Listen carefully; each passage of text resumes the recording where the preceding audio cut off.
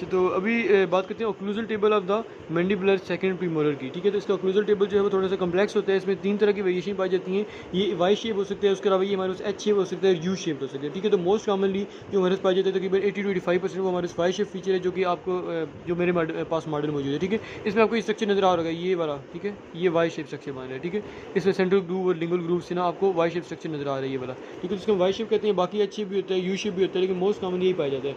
उस पर इसकी जनरल ओक्लूजल फॉर्म के बारे में बात करते हैं। ठीक है, तो ये बात रखनी कि हमारे पास जो है वो इसकी जो लिंगुअल साइड है वहाँ से मीजियो डिस्टल ये थोड़ा सा वाइडर है, और जो लेबियल साइड है ये थोड़ा छोटा है। ठीक है, ये एक यूनिक फीचर है। नॉर्मली क्या होता था कि जो हमारे पास लेबियल साइड थी वहाँ पे वो ज़्यादा होता था, और जो लिंगुअल साइड है वहाँ पे कम होता था। लेकिन इसमें ओकेजनली ऐसा होता है कि इसकी ओकेजनली होता है, मतलब ये नहीं कि हर वक्त ऐसी है जैसे कि इस मॉडल में नहीं है, लेकिन वैसे ऐसा भी होता है कि जो मीजियो डिस्टल साइड है इसकी विड्थ है लिंगुअल साइड पे वो ज़्यादा होती है as compare to that of the labial side. ठीक हो गया।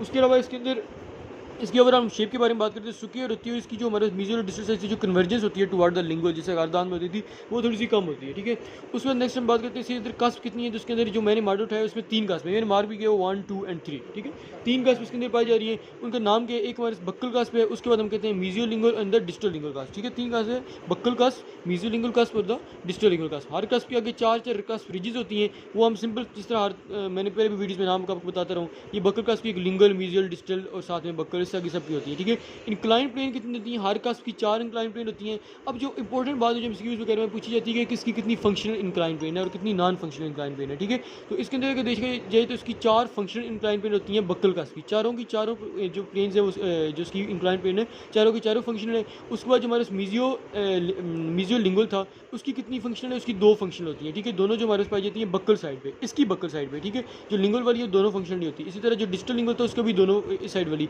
यानी कि टोटल 8 इंक्लाइन प्लेन फंक्शनल होती है। ठीक हो गया, ये इसकी इंक्लाइन प्लेन होगी। नेक्स्ट आगे बात करते हैं इसके फोसा कैसे होते हैं। इसके अंदर 2 ये बात है, एक मीजियल साइड है और एक डिस्टल होता है। ठीक है, मेनली 2 ही हम फोसा बनाते हैं, मीजियल और डिस्टल फोसा। अगर हम मीजियल फोसा के अंदर पिट्स के बारे में बात करते हैं, इसमें पिट्स कितनी होती है, 3 पिट्स होती है, एक मीजियल पिट, डिस्टल पिट और एक ये होती है सेंट्रल पिट। ठीक है, ये वाली सेंट्रल पिट है, ये वाली डिस्टल पिट है और ये वाली मीजियल पिट है। अब बात ये कि कौन सी पिट के अंदर कौन कौन सी चीज़ें आ रही हैं, यानी कि कौन कौन सी ग्रूव्स आ रही हैं। अगर हम मीजियल पिट के बारे में बात करते हैं सबसे पहले, ठीक है, उसके अंदर क्या आपको नजर आ रही है, मतलब मीजियो बक्कल, मीजियो लिंगल और मीजियल मार्जिनल ग्रूव। ठीक है, ये वाली ग्रूव इसके अंदर आपको नजर आ रही है। ठीक है, 3 मैंने ग्रूव बताएंगे इसके अंदर जो आ रही है। एक हम इसको मीजियो बक्कल कह देते हैं, मीजियो बक्कल ट्रायंगुलर कहते हैं, उसके अलावा मीजियो लिंगल ट्रायंगुलर कह देते हैं, उसके अलावा मीजियल मार्जिनल कह देते हैं। ठीक है, और साथ में ये जो है ये वाली, ठीक है, इसके अंदर सेंट्रल भी आ रही है। ठीक है, तो ये 4 इसके अंदर आ रही है। उसके बाद बात करते हैं डिस्टल वाले के अंदर कितनी है। डिस्टल वाले के अंदर भी इसी तरह 4 आती हैं। ठीक है, डिस्टल पिट के अंदर कौन कौन सी 4 आती है, एक तो मेरे पास ये सेंट्रल ग्रूव डिस्टल वाले के अंदर आ रही है। उसके अलावा इसके अंदर जो है वो डिस्टल लिंगुअल ट्रायंगुलर ग्रूव आती है। ठीक है, डिस्टल, ठीक है, ये वाली सेंट्रल है, डिस्टल लिंगुअल होती है, डिस्टल बक्कल होती है और साथ में डिस्टल मार्जिनल। ठीक है, ये वाली डिस्टल मार्जिनल होती है। ठीक है, तो 4 आ गई, central groove, distal lingual, distal buccal और डिस्टल मार्जिनल। ठीक है, 4 ग्रूव्स होगी। उस पर बात करते हैं सेंट्रल पिट के बारे में। ठीक है, सेंट्रल पिट जो होती है वो कहाँ पे पाई जाती है, ये वाली सेंट्रल पिट है, ये वाली। ठीक है, इसके अंदर 3 आ रही है, एक इसके अंदर सेंट्रल ग्रूव आ रही है, लिंगल ग्रूव आ रही है और सेंट्रल जो मतलब नेक्स्ट ये सेंट्रल ग्रूव का कंटिन्यूएशन होती है, या फिर हम इसको दूसरा नाम देते हैं डिस्टल लिंगल का नाम भी दे देते हैं। ठीक है, डिस्टल लिंगल, सेंट्रल और साथ में लिंगल, ये 3 से मिलकर हमारे पास क्या बन रही है, यहाँ पे जो पिट बन रही है उसको हम कहते हैं सेंट्रल पिट। ठीक है, उसके बाद एक और चीज़ याद रखिए कि जो हमारे पास सेंट्रल ग्रूव थी वो कैसी थी। सेंट्रल ग्रूव हम कहते हैं कि एक वी शेप तकरीबन स्ट्रक्चर बनता है।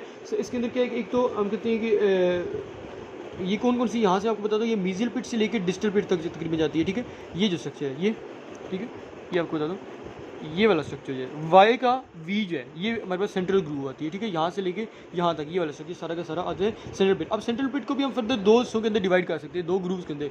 एक हम कहते हैं मीजियल ग्रूव, एक हम कहते हैं डिस्टल ग्रूव। ठीक है, ये हमारे पास जितना भी स्ट्रक्चर था, ये मैंने आपको जो बताया अभी, ये वाई शेप स्ट्रक्चर है।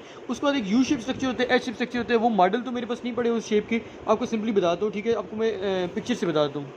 ठीक है, ये वाला जो यू शेप स्ट्रक्चर आ गया, यू शेप में क्या होता है, जो बक्कल कस्प होती है बहुत, ये 2 कस्प का स्ट्रक्चर है, इसमें तीसरी कस्प नहीं पाई जाती। ठीक है, इसमें कहते हैं हमारे पास जो बक्कल कस्प है बहुत बड़ी होती है, जो हमारे पास लिंगुअल कस्प है वो छोटी होती है। ठीक है, उसके अलावा इसके अंदर जो है पिट्स भी 2 पाई जाती है मेनली। ठीक है, मेन इसके अंदर 2 पिट होती है, एक हमारे पास मीजियल पिट होती है और दूसरी जो होती है हमारे पास डिस्टल पिट होती है। ठीक है, इसके अंदर फोसा भी इसी तरह 2 ही होते हैं। ठीक है, एक मीजियल फोसा और एक हमारे पास जो है वो डिस्टल फोसा। ठीक है, उसके बाद नेक्स्ट आगे आता है एच शेप पिट। ठीक है, एक ये वाला देखो, एच शेप पे, ठीक है। जो एच शेप हमारे पास आ जाते हैं मॉडल है, इसके अंदर क्या होता है, इसके अंदर एच शेप स्ट्रक्चर बनता है, ठीक है। ये यहाँ से मैं आपको थोड़ा सा मार्क करके बता रहा हूँ, 1 2 और इस सेंटर पे हमारे पास ये वाले ग्रूव्स हैं, ठीक है। इसके अंदर एच शेप बनता है, ठीक है। इसके अंदर भी पिट्स, फोसा और ग्रूव उसी तरह ही हम नेमिंग देते हैं जिस तरह के यू शेप में या फिर वाई शेप में। नेम हम वैसी पैटर्न वैसी होते हैं, सिर्फ इसका शेप का डिफरेंस आता है, ठीक है। तो उसमें भी आपने ये बात रखी है कि जो हमारे पास यू शेप होता है, ठीक है, यू शेप जो है वो आमतौर पर लेस मोर कॉमन होता है that of the H shape, ठीक है। यानी कि अगर हम बात करें फ्रीक्वेंसी की